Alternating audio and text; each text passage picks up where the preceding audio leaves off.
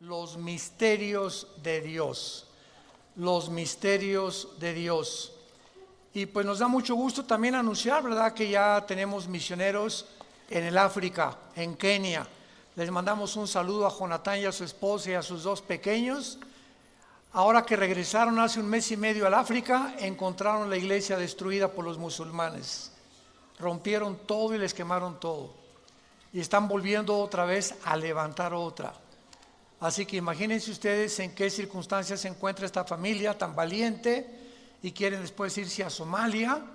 Bueno, es impresionante el corazón que tienen por la gente de África y por todos estos, el mundo del paganismo, que pues no tienen ningún conocimiento que tenemos nosotros de las Sagradas Escrituras.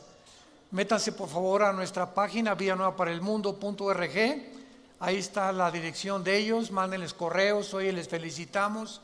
Estamos con ustedes, somos la familia Díaz, la familia como Rodríguez.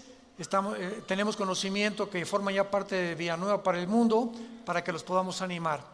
¿Por qué tenemos a tantos misioneros ya? Por ustedes, por las ofrendas precisamente que nos dan. En eso los utilizamos en pastores, en misioneros, en choferes, en secretarias, en viajes, en avión. Todo eso se necesita para la obra de Dios. Así que le damos gracias a todos ustedes por la generosidad con la que han participado, porque es fruto que va a abundar para vuestra cuenta. Abran sus Biblias en el libro del Génesis capítulo 2. Y en esta cuarta conferencia, dije la tercera, es la cuarta conferencia. Ya vimos en la tercera, la primera parte, sobre el misterio, se llamó del huerto del Edén. El misterio del huerto del Edén. Y cuando venimos a la Biblia, pues encontramos misterios que tal vez tú ya has leído muchas veces, o versículos, o libros, y que el año que entra lo vuelves a leer y vuelves a encontrar en lo que tú creías que ya habías leído, cosas que el Espíritu Santo no te iluminó hace 6 meses o el año pasado. Y así es el estudio de la Biblia, es el camino del justo es como la aurora, es cada vez más luz, más luz, más luz, hasta que el día amanezca. Entonces, la revelación de la Biblia ya está completa. Dios ya no tiene nada que revelarnos del infierno, del cielo o del futuro. La Biblia es un libro sellado. Así termina el Apocalipsis, nadie le puede agregar ya nada, ni le puede nadie quitar nada. Entonces, ahora ya no necesitamos más revelaciones, sino iluminación en lo que ya está revelado. ¿Me van siguiendo? Entonces, necesitamos luz, que el Espíritu Santo es la oración que hacía a la iglesia de Éfeso el apóstol Pablo, alumbrando los ojos de vuestro entendimiento, para que sepáis la esperanza a la que Dios nos ha llamado, y cuáles las riquezas de Dios para sus santos, y la supereminente grandeza de su poder, el cual resucitó a Jesucristo entre los muertos. Entonces Pablo oraba porque la iglesia de Éfeso fuera iluminada y pudieran ver a través de la iluminación del Espíritu Santo las impresionantes riquezas y tesoros escondidos en la palabra de Dios. Por ejemplo, en el versículo 8, para repetir la última conferencia y puedan ustedes entrar en materia, porque ahorita vamos a terminar el misterio del huerto del Edén. En Génesis 2:8 dice la Biblia que Dios plantó un huerto en Edén, y el huerto no es el Edén.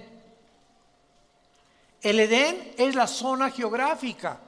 El Edén no sabemos cuántos millas o kilómetros cuadrados tenía, pero dentro de toda esa área que se llamaba el Edén, Dios plantó un huerto ahí, un huerto en el Edén. Dice la Biblia, y puso allí al hombre que había formado. O sea, Dios no formó al hombre en el huerto del Edén, lo formó en el Edén. Y de ahí dice, lo puso. ¿Ya lo se fijaron? No te habías fijado, ¿verdad? Ni yo tampoco. Hasta que comenzamos ya de veras a profundizar. Dios crea al varón en el occidente del Edén. Y el huerto se encontraba en el oriente del Edén. Entonces Dios nos revela la zona geográfica donde puso y colocó al hombre para que en ese círculo, no sé si era bastante grande el huerto, era el lugar donde el hombre iba a pasar la prueba. Ahora bien, la palabra Edén significa tierra de riego en el hebreo, a los que les interese apuntarlo, tierra de riego, y así lo confirma Génesis 13, versículo 10, que era como huerto de riego. Y la palabra huerto es la palabra hebrea gan, con G de gárgara, A de Armando, N de nana, gan, así como suena, y se tradujo jardín o se tradujo huerto. Entonces muchas versiones de la Biblia mencionan el jardín del Edén o el huerto del Edén. Son palabras sinónimas. Y en último lugar vimos también en la última conferencia que había 4 ríos que salían del Edén y que regaban la tierra. Y de estos 4 ríos, geográficamente 3 son localizables, como el Nilo, el Tigris y el Éufrates.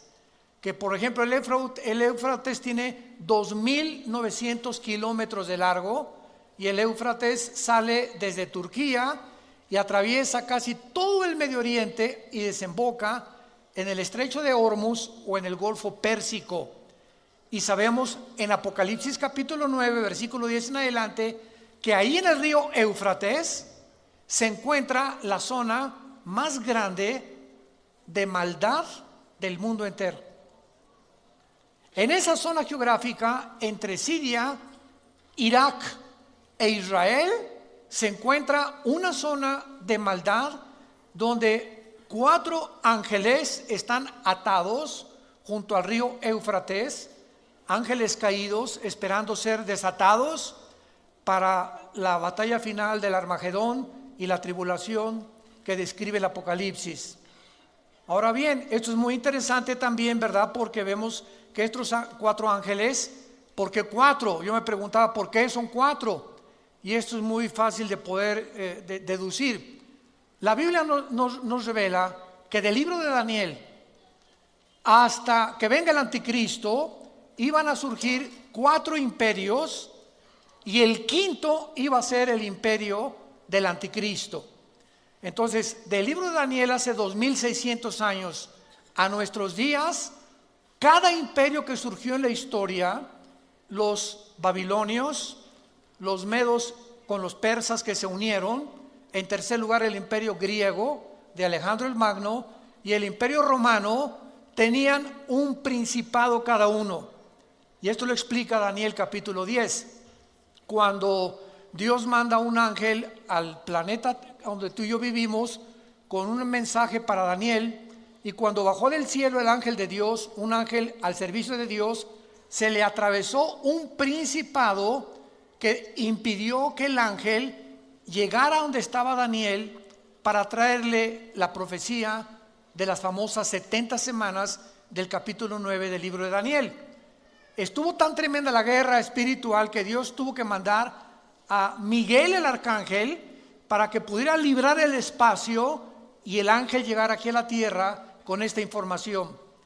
Ahí se nos revela pues que todos los imperios han tenido principados satánicos.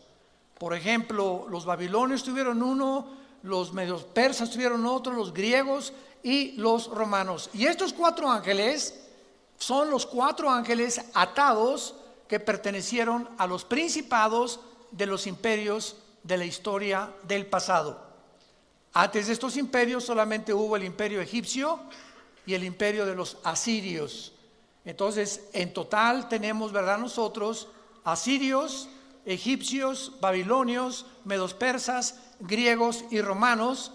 Y estos 6 imperios que la Biblia nos describe y nos corre las cortinas de la historia han tenido principados satánicos, y estos 6 imperios son descritos en Apocalipsis capítulo 17. Y ahí se nos muestra claramente que viene el 7º imperio, que es la confederación de 10 naciones que se van a formar, 5 del Medio Oriente y 5 de Europa, para poder formar la última forma de gobierno mundial, de donde el anticristo va a derribar a 3 de estas naciones Daniel capítulo 7, y entonces él toma el poder de Europa y del Medio Oriente, no de Rusia ni tampoco del África. Entonces el anticristo no va a ser el dictador del mundo entero, como no lo fue Hitler, ni Mussolini, ni Stalin, ni Saddam Hussein, ninguno de los dictadores. Han sido fracciones del mundo geográficas en la que ellos han podido controlar. El anticristo controlará, repito, Europa y el Medio Oriente nada más. Rusia se va a aventar contra Israel, y entonces la coalición del sur, que tal vez sea Egipto con naciones del norte de África, se encontrarán en Israel para la tercera guerra mundial, que la Biblia la llama la batalla del Armagedón. Muy bien. Es importante ahora en esta cuarta conferencia entre el huerto del Edén, que estamos como uno de los misterios de Dios, contestar la siguiente pregunta. ¿Realmente el huerto del Edén se encontraba en Irak, en Siria o en Jerusalén? Entonces vamos a ver ahorita, a través de nuestra investigación y nuestro estudio bíblico, de qué forma la Biblia nos muestra que el huerto del Edén fue el lugar donde Dios tenía reuniones con los ángeles y donde Dios tenía reuniones con Adán. Por ejemplo, en Génesis 3:8 dice que Jehová caminaba con Adán y la voz de Dios se oía en el huerto del Edén. O sea, desde el principio de la creación, Dios ha querido tener comunicación con nosotros, comunión con nosotros. Nos creó Dios para que lo conociéramos, para que supiéramos que estamos debajo de una deidad, de un creador, diseñador inteligente, y Dios ama la comunión. Entonces el huerto del Edén se pierde y vemos nosotros en el tabernáculo, que fue inmediatamente después el primer lugar donde Dios se volvió a reunir con el ser humano, que fue el lugar que Dios escogió para restablecer la comunión. Entonces en el tabernáculo estaba el lugar santísimo, el lugar santo, el atrio o el patio, donde el sacerdote, sumo sacerdote, entraba en septiembre y octubre, que es el mes que nos corresponde al calendario hebreo, Tishri. Y ese mes, que es el mes de Yom Kippur, o el día de la expiación, el sacerdote entraba ahí y ofrecía sacrificio por todo el pueblo de Israel. Muy bien, Cristo muere en la cruz del Calvario y todos esos sacrificios del Antiguo Testamento se acabaron. Tetelestai, consumado es. Ya no más sacrificios, ya no más ofrendas por el pecado. Cristo en la cruz ofrece lo que todo en el Antiguo Testamento eran símbolos, y Él en la cruz muere en nuestro lugar, y Él es el Cordero tipificado en los sacrificios del Antiguo Testamento. Entonces, de Cristo a nuestros días, ya no necesitamos a ningún hombre que interceda por nosotros ante Dios. Ya no hay el patrón de los taxistas o el patrón de la Virgen de la Macarena, la Virgen del Socorro, etcétera, etcétera, o Santo Tomás o lo que sea. Ya podemos acercarnos, cada uno de nosotros, abiertamente, dice Hebreos 10, con confianza, con una conciencia tranquila, de que ahora me puedo acercar a Dios y llegar hoy en la noche a mi casa, o dar gracias por los alimentos en algunas horas más y decirle: Padre, te doy gracias porque en este momento me estás oyendo.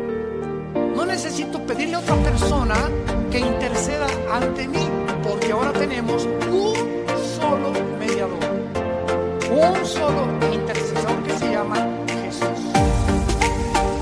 Y con su sangre y con un solo sacrificio nos hizo perfectos para siempre. Gloria a Dios. Muy bien. Entonces, muchos han colocado, ¿verdad?, el huerto del Edén en Israel. ¿Por qué? Porque Israel está situada, construida sobre un monte.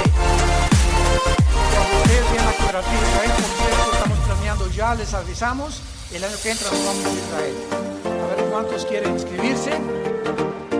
Va a ser la primera semana de junio, si Dios quiere, del año que entra.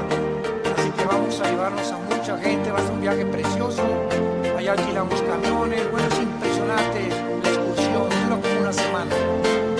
Y Israel está construida sobre el monte de Sión. El monte de Sión. Y fue el rey David el que llegó ahí a Israel y declaró Jerusalén la capital de Israel. Entonces, por eso se le llama el monte de Sión. Y muchos teólogos creen que ahí en el monte de Sión, o sea, Jerusalén, estaba el puerto de Edén. Otros han dicho, ¿verdad?, que estaba en Israel, otros que en Irak, etcétera, etcétera.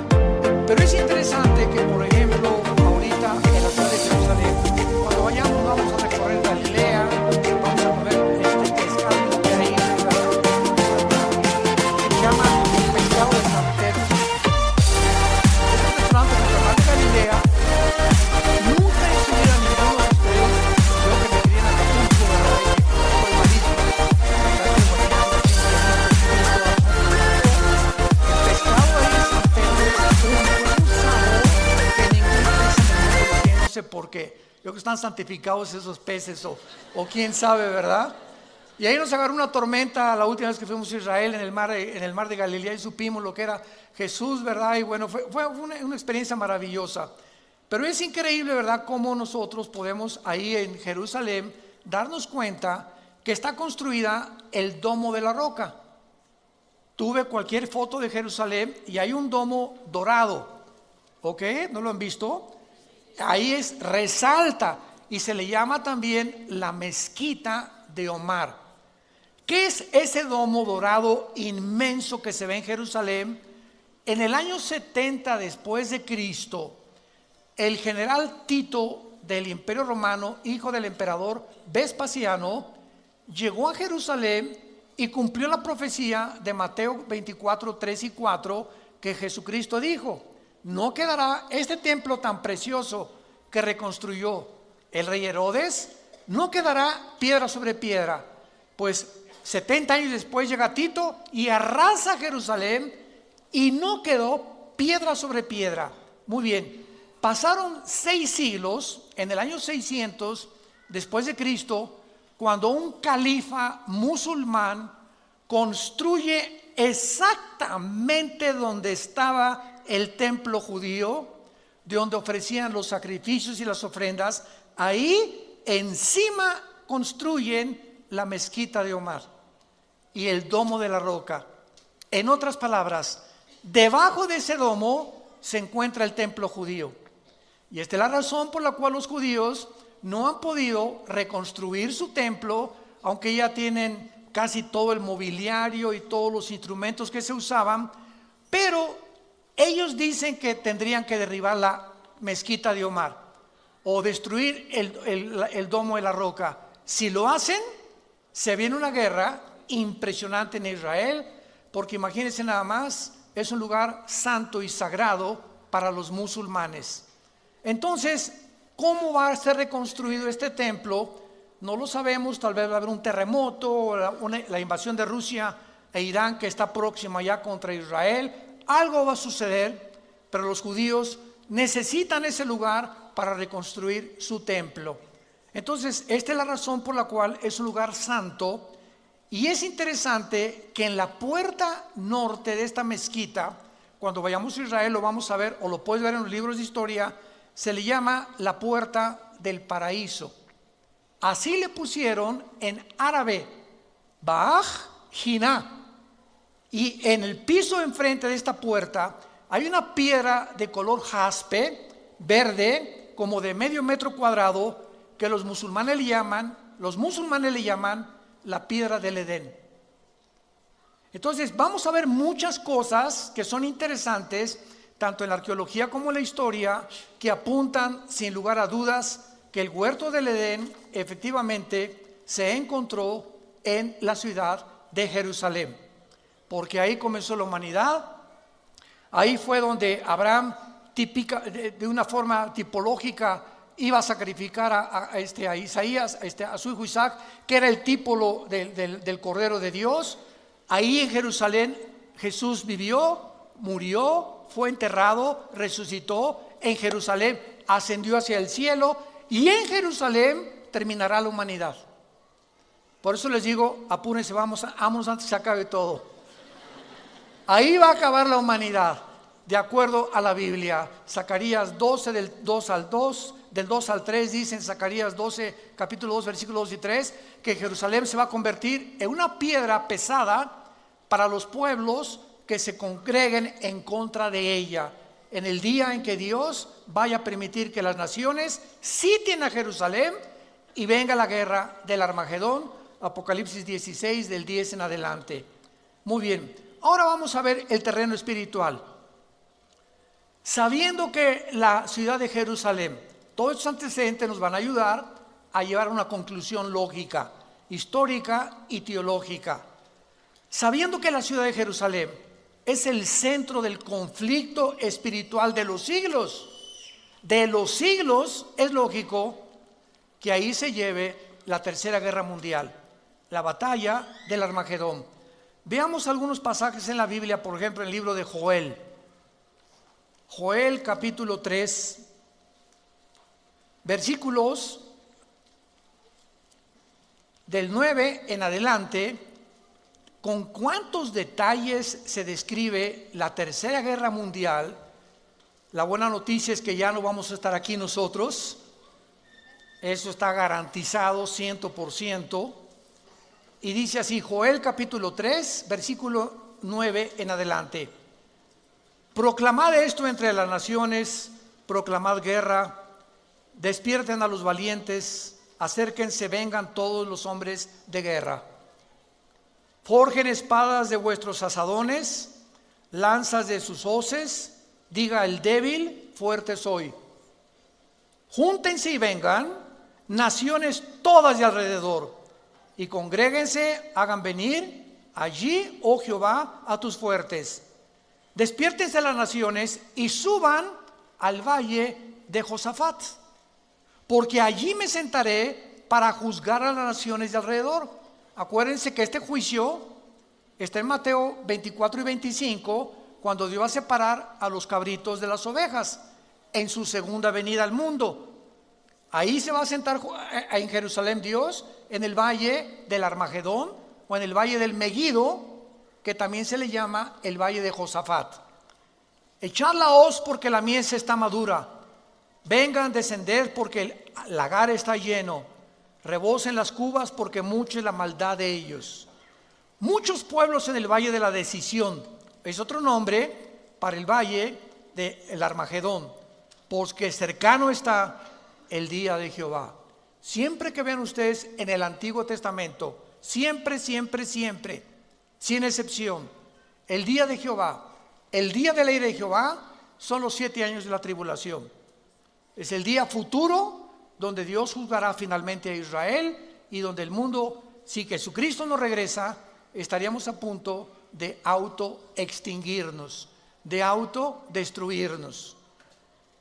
El sol y la luna, versículo 15, se oscurecerán y las estrellas retraerán su resplandor. Y Jehová rugirá desde Sión, o sea, desde Jerusalén, y dará su voz desde Jerusalén. Temblarán los cielos y la tierra, pero Jehová será la esperanza de su pueblo y la fortaleza de los hijos de Israel. Y conocerán que yo soy Jehová, vuestro Dios, que habito en Sión, o sea, en el monte de Sión, que es otro nombre para Jerusalén. Mi santo monte, y Jerusalén será santa, y extraños no pasarán más por ella.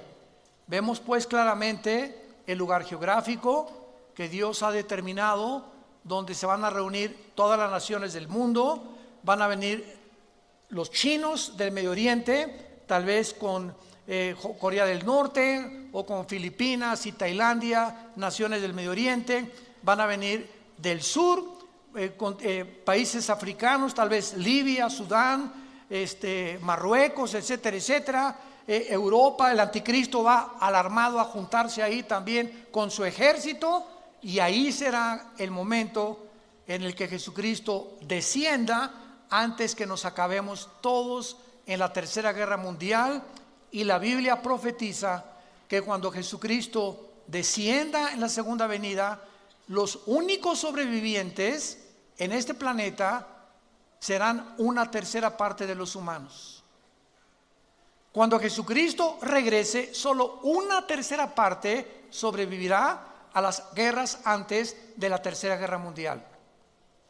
Ahorita la próxima guerra que la Biblia profetiza es Irán atacando a Israel. Qué interesante que ya hace 2-3 semanas hay una tensión tremenda entre Irán y Estados Unidos. El presidente Trump ya les avisó, ¿verdad? No nos van a amenazar. El Ayatollah Khomeini Rouhani, el presidente de Irán, acaba de declarar que ellos no van a soportar ni a tolerar más presiones económicas que ya ahorita dictaminó el gobierno norteamericano contra Irán para poder bajarle 3 rayitas al buque petrolero que en el Golfo Pérsico hace una semana le hicieron un boquete tremendo los iraníes y que no lo pueden permitir por ser aguas internacionales donde fluye casi el 35% del petróleo al occidente, y Estados Unidos dijo no lo podemos seguir permitiendo que se apoderen del Golfo Pérsico, porque si lo cierra Irán, que es la frontera con Irán, el Golfo Pérsico afectan al mundo entero, el petróleo se va a $500 tal vez por barril, viene una economía desastrosa en el mundo y todo por ese lugar geográfico donde Estados Unidos ya mandó un portaaviones y aviones y barcos de guerra con los nuevos aviones F-35, ya no son los F-21, y donde están tratando de evitar que esta profecía se cumpla, pero se va a cumplir de todas maneras, porque de acuerdo a la Biblia, Estados Unidos va a pasar a segundo y tercer plano en su supremacía política, económica y militar. ¿De qué les estoy hablando? De que Estados Unidos va a pasar a segundo o tercer nivel por 3 razones. Una, pueden ser por ataques terroristas, que puedan bombardear Washington, que puedan bombardear el Capitolio y que pueda venir una economía desastrosa para Estados Unidos. Número 2, que venga el arrebatamiento de la iglesia. En el arrebatamiento de la iglesia se calcula que el 40% en Norteamérica son cristianos. En Europa el 0.05. Así que cuando venga el rapto de la iglesia, los europeos ni se van a dar color, como dicen los muchachos, ¿verdad? Ni en cuenta, porque pues ya el cristianismo es impresionante. El ateísmo y el racionalismo francés y alemán predomina completamente en Europa desde hace 50 años aproximadamente. Y en tercer lugar, la deuda externa de Estados Unidos alcanza ahorita los 23 trillones de dólares. 23 trillones de dólares. ¿Saben ustedes, para que tengan idea, cuánto es $1 trillón? Si tú comienzas a contar $1 de aquí a 250 años, no alcanzas a contar $1 trillón. Para que lo compares con lo que tienes en el cochinito en tu casa, en nuestra alcancía. Entonces, Estados Unidos no puede permanecer. Ahora bien, en el momento en que algo sucede en Estados Unidos, en esta época que estamos viendo, no sabemos cuándo, en ese momento Rusia aparece en las profecías de la Biblia con China y con Irán. Ezequiel capítulo 38 del 1 al 6. Irán aparece con el nombre en la Biblia de Persia, y Persia se le cambió el nombre a Irán en 1935 a la República Islámica de Irán.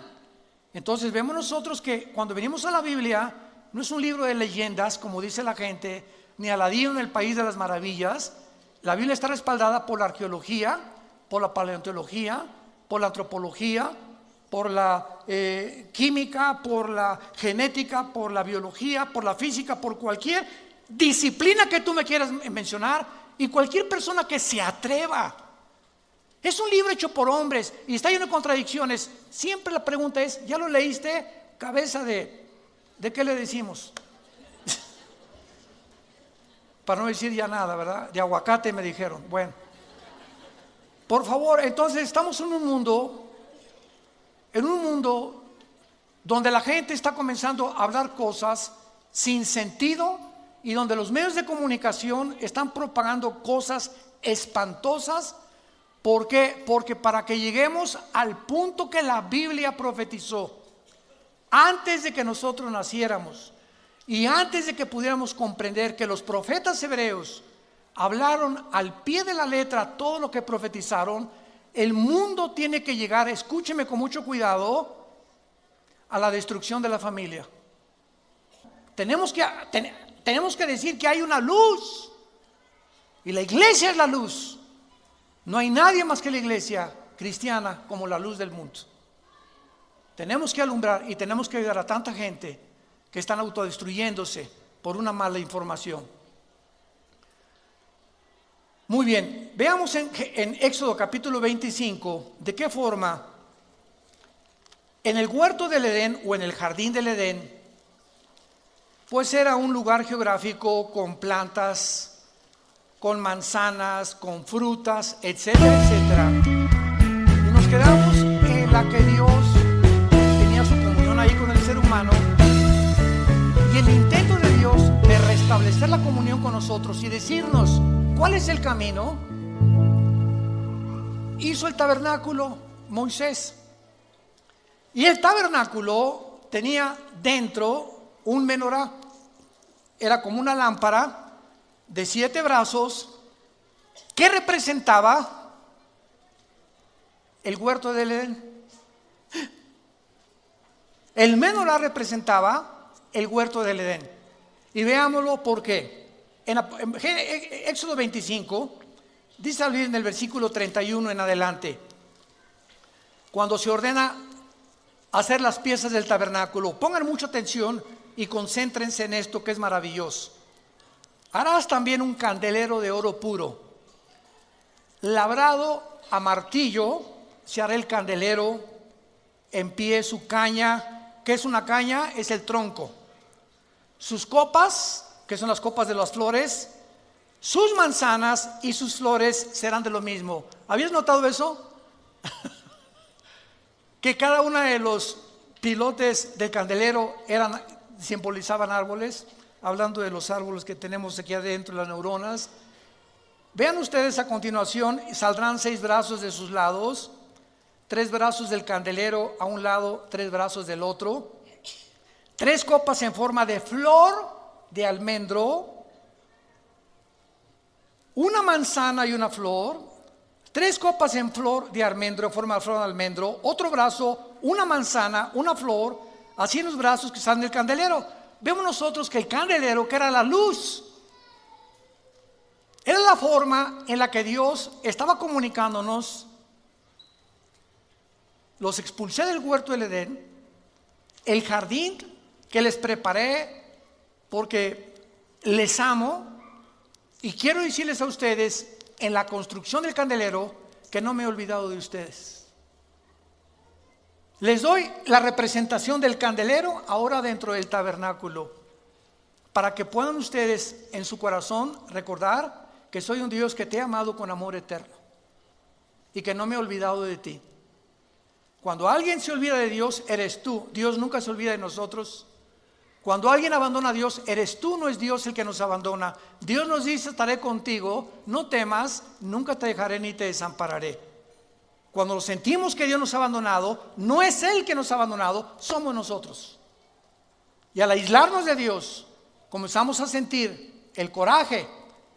Cuando nosotros somos los culpables de perder la comunión con Él en la Biblia, y lo comenzamos a culpar de lo que nos está atravesando. Ya Dios nos pitó, ya me olvidó. Doña Chole, ahí está en el hospital. Ay, hermano pastor, nadie me ha visitado en el hospital. Me acaban de comunicar que tengo cáncer. Ya Dios me abandonó. Doña Chole, cuando Jesús moría en la cruz, ¿dónde estaba Dios? Podríamos decir, fue lo que dijeron los fariseos. ¿Cómo es posible, y los griegos, que este hombre se diga hijo de Dios? Si fuera hijo de Dios, Dios haría algo por él. Sin embargo, detrás de esa cruz y de ese sacrificio y de ese guiñapo humano en el que el Hijo de Dios se convirtió, se encontraba la sabiduría de Dios, el poder y el amor de Dios. Pero ¿cómo se podría interpretar así cuando un hombre ensangrentado moría en la cruz? Porque los pensamientos de Dios no son nuestros pensamientos, ni sus caminos son nuestros caminos. ¿Tú quieres con tu mente intelectual tratar de comprender a Dios? ¿Y quieres que Él piense como tú piensas?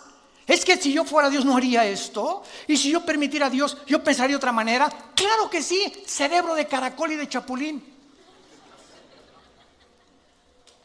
Esa es la soberbia intelectual que nos hace bajar a Dios y colocarlo en el banquillo de los acusados y convertirnos en abogados acusadores, en fiscales de Dios. Ahora tú contéstame, Dios, ¿por qué hiciste esto? ¿Por qué hiciste aquello? Cerebro de aguacate.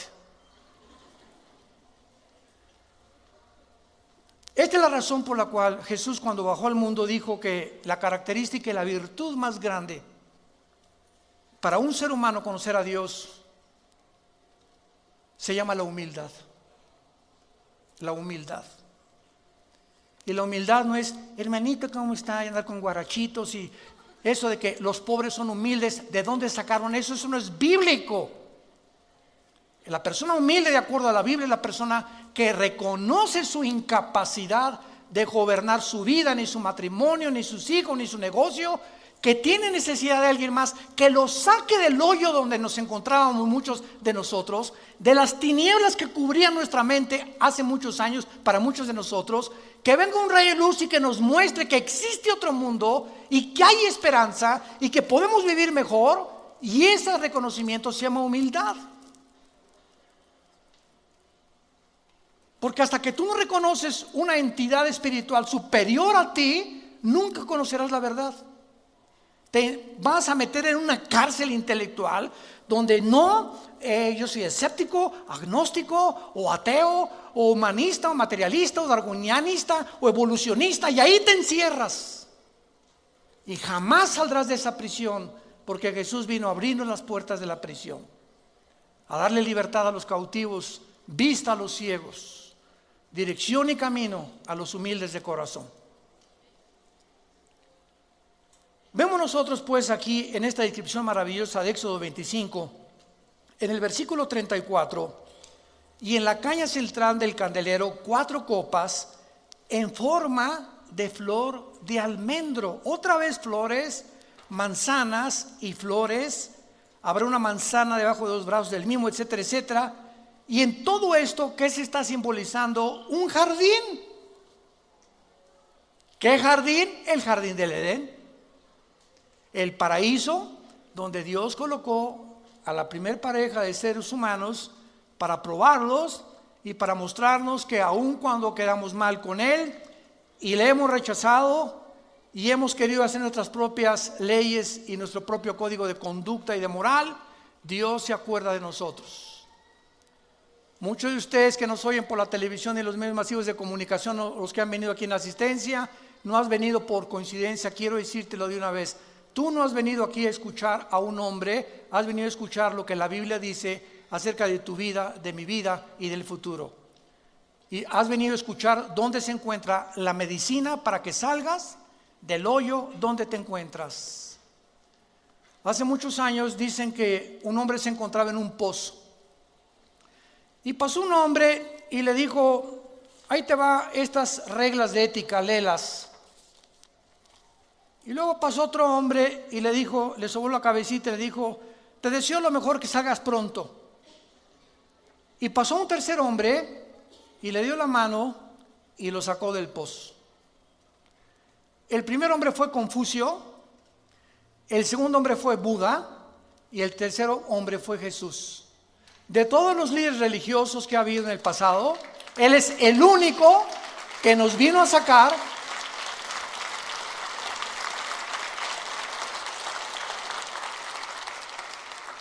Jesús no solamente vino a darnos reglas, códigos de conducta, que son maravillosos como los de Confucio, Mahatma Gandhi, etcétera, etcétera. Él vino a sacarnos, a darnos la mano y decir, te saco primero y después te instruyo para que te mantengas y no vuelvas a caer en el pozo de donde te saqué. Esa es la diferencia entre las religiones y el cristianismo. Las religiones son códigos, y haz esto, y no fumes, y no tomes café, y camina, miércoles de ceniza, peregrinaciones, ritos, ceremonias, liturgias. Y Jesús es la gracia. que se nos da, que no la merecemos para vivir para Él sin que hayamos hecho nunca nada bueno. Esa es la gracia. Cuando le preguntaron a un hombre de Dios que diera una palabra para definir el cristianismo, una palabra que no se encontrara en ninguna de las otras religiones, él contestó, la palabra es gracia. ¿Sabían eso? La palabra gracia en ninguna religión se encuentra, más que en la Biblia. Porque por gracia somos salvos por medio de la fe. Y esto no es de nosotros, porque es un don de Dios, para que nadie se gloríe.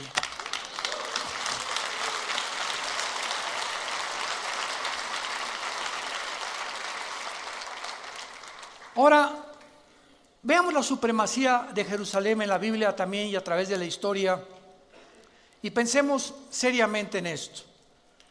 ¿Por qué Dios declara en la Biblia a Jerusalén el centro de las naciones? En otras palabras, la Biblia declara el ombligo de las naciones a Jerusalén, así como el lugar donde Dios dijo que su nombre no iba a estar en Metepec,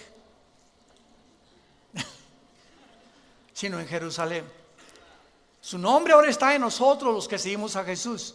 Pero geográficamente, la Biblia, vayamos rápidamente a Ezequiel capítulo 5, versículo 5, y vean esta maravillosa revelación que Dios deja en la Biblia escrita acerca de la importancia de Jerusalén en medio de todas las naciones de la tierra. Dice Ezequiel 5, versículo 5, así ha dicho Jehová, el Señor, esta es Jerusalén, y la puse en medio de las naciones alrededor de ella. Por favor, apunten la palabra en medio en el hebreo, que es la palabra tawech. T de tío, A de Armando, W, E de Enrique, CH, tawech, que significa ombligo en el hebreo. Ahí claramente Dios nos muestra que Jerusalén es el ombligo o el centro de todo lo que Él ha hecho a través de toda la historia. Y además, vayamos rápidamente al libro de Apocalipsis, al final de la Biblia, en el capítulo 22, nos revela, al acabar la Biblia, un huerto del Edén establecido al final de los tiempos otra vez. En otras palabras, lo que el hombre fracasó al principio de la humanidad en el libro del Génesis, la Biblia termina todos nosotros regresando con nuestra Eva y ustedes con su Adán. ¿Arroz? A ver si es cierto, dicen algunos, ¿no? Y mi esposa ya no estará tan gordita como usted, hermano. Y se parecerá a Rambo, mi esposo, en aquel tiempo. Miren, todas estas cosas ni te preocupes cómo se van a parecer, porque si en el momento en que nosotros estemos viviendo en el milenio, en el nuevo jardín del Edén, que es el reino milenial de Jesucristo, es en lo menos en lo que te vas a ver. Ya no vamos a ser tantos atraídos por el físico, sino por la espiritualidad en la que podemos vernos a nosotros, no como objetos sexuales o como objetos que anhelamos o como pasiones, sino algo mucho más profundo que es la atracción espiritual. Ahorita, ¿qué es lo que predomina en el mundo? Las pasiones sexuales. Y todo el relajo que estamos viendo y toda la confusión que hay en el mundo son solamente seres humanos, hombres y mujeres, donde le han abierto la jaula a su vida interior, han dejado que el león que traemos, el monstruo que traemos, salga de nosotros y lo único que veamos es sexo. Sexo, es nada más sexo. Ya no importa tener hijos, ¿verdad? No me importa no tener hijos, sino simplemente es que es el nuevo amor. Cuando ni siquiera la palabra amor se puede definir por los seres humanos. Porque en 1 Juan capítulo 4 dice la Biblia que Dios es amor. Pero ese amor de Dios no es el amor eros, no es el amor fileos, es el amor ágape, que es el amor incondicional, sacrificial, que respeta nuestro género. Qué tremenda, qué cosa más tremenda, ¿no? Y ya no oímos en la televisión, pues es que nos amamos, no saben ni lo que es, no saben lo que estás diciendo, definen por favor el amor. Pues la atracción se parece a Travolta, yo me parezco a otro artista de televisión, ¿verdad? Y pues somos atraídos o mujeres. Entonces es la confusión que vivimos, porque ya no sabemos ni qué estamos por lo que siendo atraídos, ni por qué a fuerza interior nos está robando nuestra identidad, porque vivimos en ese mundo de confusión. Y veamos nosotros al final de la historia, en el capítulo 22 del Apocalipsis, versículo 1 al 3, ¿cómo termina la Biblia? Después me mostró un río limpio de agua de vida, resplandeciente como cristal, que salía del trono de Dios y del Cordero. En medio de la calle de la ciudad y a uno y otro lado del río estaba, ¿qué? ¿Y en dónde se habla del árbol de la vida? En Génesis capítulo 2, que es el símbolo de Jesús. Él es Jesús, el árbol de la vida, que produce otra vez frutos, dada cada mes su fruto, hojas, árboles, fruto, árboles, para la sanidad de las naciones, y no habrá más maldición. Y el trono de Dios y del Cordero estará en ella, y sus siervos le servirán. La última revelación de la Biblia es la siguiente, que nos funde los fusibles. Dios habitaba primero en la eternidad. En la eternidad no hay tiempo. La eternidad, cuando Einstein postuló el tiempo como una forma de la cuarta dimensión, vemos nosotros que el tiempo tuvo un inicio, Génesis 1, la materia y el espacio tuvieron un inicio físicamente, cuantitativamente y cuánticamente, y vemos nosotros que ese espacio, materia y tiempo donde nosotros vivimos ahorita se va a terminar. Y cuando Dios creó el tiempo, la materia y el espacio, Él vivía en la eternidad, hizo un tercer cielo para Él habitar ahí. Segunda de Corintios capítulo 12 del 1 al 3, hizo un segundo cielo, que es el segundo cósmico que vemos, hizo el primer cielo, donde tú y yo habitamos, que es de la atmósfera hacia abajo. Y la revelación que la Biblia nos da es la siguiente: Dios habitaba en la eternidad, después bajó a un tercer cielo, y en el milenio Dios va a bajar de su tercer cielo, donde está su trono, y su trono ahora va a estar en la ciudad de Jerusalén. Ahí va a estar Dios gobernando el nuevo universo y los nuevos cielos y las nuevas tierras que va a crear desde este insignificante, pequeñísimo planeta Tierra donde tú y yo vivimos.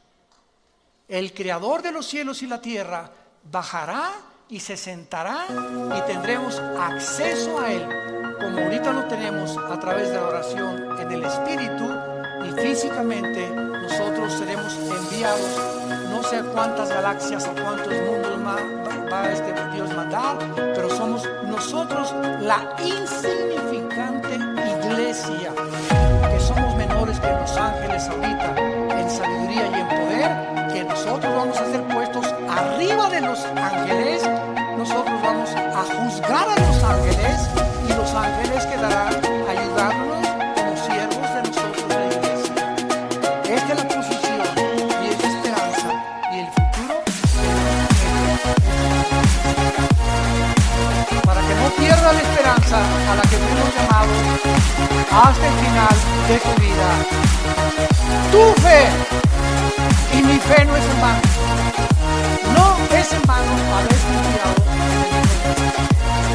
en el único que nos ha dicho el camino, la verdad y la vida. Síguelo hasta el final de tu vida. No desmayes, no te desanimes. Levanta tus alas como las águilas, porque Él te dará nuevas fuerzas. Y si tú has venido en este momento desanimado, desilusionado de tantas cosas del mundo, en el basurero que nos rodea, porque el mundo está oliendo ya a putrefacción, ya por todos huele a putrefacción, y amenazas de guerra en la economía, moral, degeneración, perversiones. Esto se va a acabar pronto. Él viene por nosotros, y en ese día sabrás que valió la pena confiar en el Hijo de Dios. No quisieran muchos de ustedes venir en esta mañana a la cruz de Jesucristo. Te damos gracias, Señor, en esta mañana por tu palabra, porque nos manda, Señor, que podamos nosotros en nuestro entendimiento fijarnos ya claramente y esperar por completo en la gracia que se nos traerá cuando Jesucristo sea manifestado. Aquel varón que bajó del cielo a este mundo, que fue crucificado, muerto, enterrado y resucitado en 3 días, vive y quiere entrar a tu vida en esta mañana, en la que Él a través de la Biblia te menciona que te ama, que no quiere tu condenación, que puede transformar tus pensamientos y te puede devolver tu identidad, que muchos han perdido, porque es el propósito satánico robarnos nuestra identidad. Oh Dios, gracias por haber bajado a tendernos la mano y a morir por nosotros en una cruz. Y si alguna persona quiere en este momento recibir a Jesucristo como su Señor y Salvador, para que Él entre a tu vida y te ilumine y amplíe tu comprensión del mundo invisible espiritual que nos rodea, y no camines ya en tanta confusión, en tantas opiniones de hombres como tú y como yo, que no tienen la verdad, ni tampoco la medicina, solo la tiene el Hijo de Dios.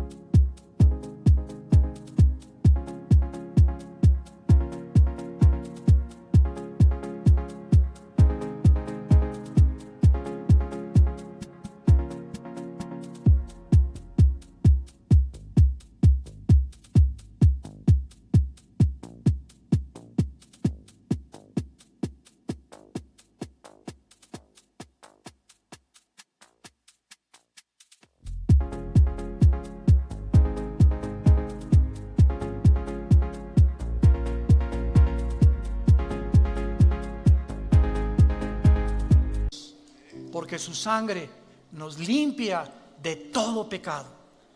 Y si tus pecados hoy fueran como el carbón, y tú me digas, he abortado 8 niños, he matado 50 personas, convertí mi género en otro género, estoy negando mi sexualidad, no importa lo que tú hayas hecho, en la sangre de Cristo verás el milagro de ser transformado en una nueva criatura, y las cosas viejas quedarán atrás y descubrirás que Él vive por los siglos de los siglos, en quien oramos y te damos las gracias. Amén, Señor.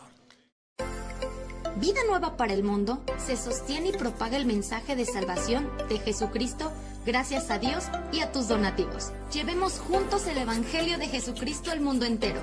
Realizamos eventos, seminarios, congresos y diferentes programas para dar a conocer el mensaje de salvación y el poder de nuestro Señor, transformando y edificando vidas de mujeres, hombres, niños alrededor del mundo. ¿Qué pasa cuando decides hacer tu donativo? Aunque no puedas llevar la palabra personalmente a todo el mundo, de esta forma lo estás haciendo. Con tus donativos o aportaciones, estás sembrando y formando parte de lo que Dios está haciendo en su obra. Estás ayudando a traer luz a la oscuridad, paz al conflicto y esperanza a los que no tienen ninguna. Dona desde México.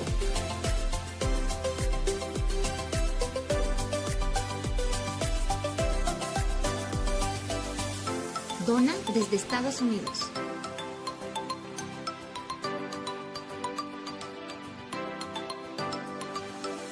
Para el resto de donaciones de otras partes del mundo, www.vidanuevaparaelmundo.org.mx/dona. Estamos cumpliendo la gran comisión. Por tanto, vayan y hagan discípulos a todas las naciones, bautizándolos en el nombre del Padre, del Hijo y del Espíritu Santo.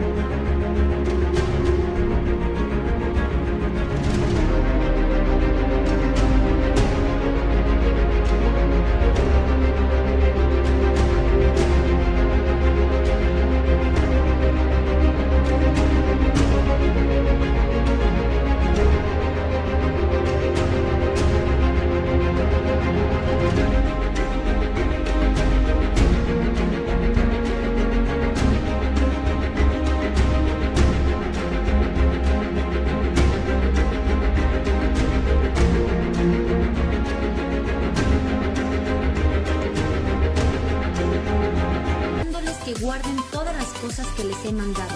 Y he aquí que yo estoy con ustedes todos los días hasta el fin del mundo.